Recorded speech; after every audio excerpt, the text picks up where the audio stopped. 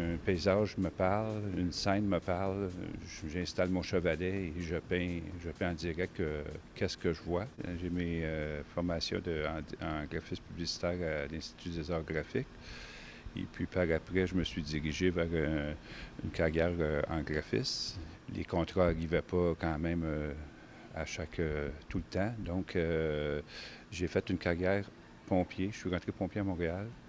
J'ai travaillé pompier 25 ans. Et parallèlement, je continuais tout le temps à faire du dessin et de la peinture. Ça fait 14 ans que je n'arrête pas de peindre des scènes autant rurales qu'urbaines.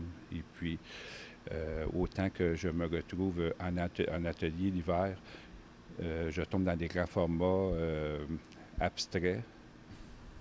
C'est pas moi qui dirige, c'est la toile, c'est qu'est-ce que j'envoie de peinture sur la toile qui me dirige.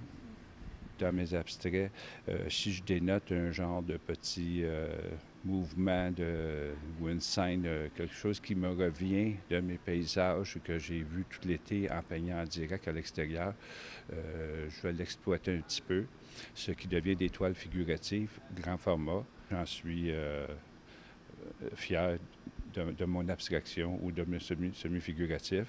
C'est tout simplement un laisser-aller. Comme on dit, je tombe comme dans une bulle. Le Faubourg m'interpellait en ce sens que c'est un quartier qui est un petit peu, si on peut dire, négligé. La communauté ici a besoin de voir son quartier revalorisé.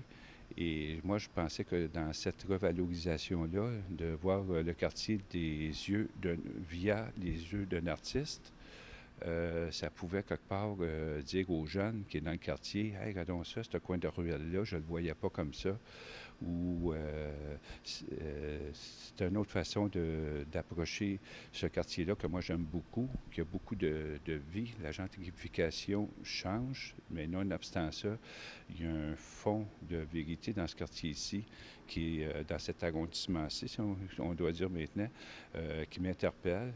Là, je m'en vais vers le plateau Mont-Royal.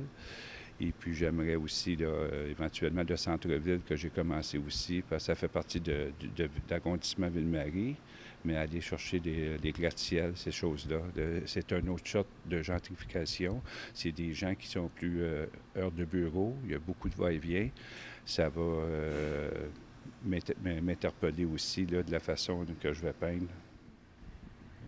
J'aimerais beaucoup que ma série du Regard sur le Faubourg soit une exposition des œuvres qui se promènent dans le quartier. C'est important que les gens la voient, cette exposition-là, pour revoir leur quartier différemment, donc d'apprécier plus leur quartier encore. Ça fait comme un point d'arrêt, un point d'ancrage, de regarder une scène sur un tableau, puis on se dit, ah ben c'est chez moi, c'est à côté de chez moi, c'est de la ruelle d'à côté. J'ai été sous ce thème-là pour montrer justement le quartier. Et c'est sûr que si on parle de ma production normale, dans mes grands formats, tout ça, mais c'est pour enjancer le tout et puis me faire connaître.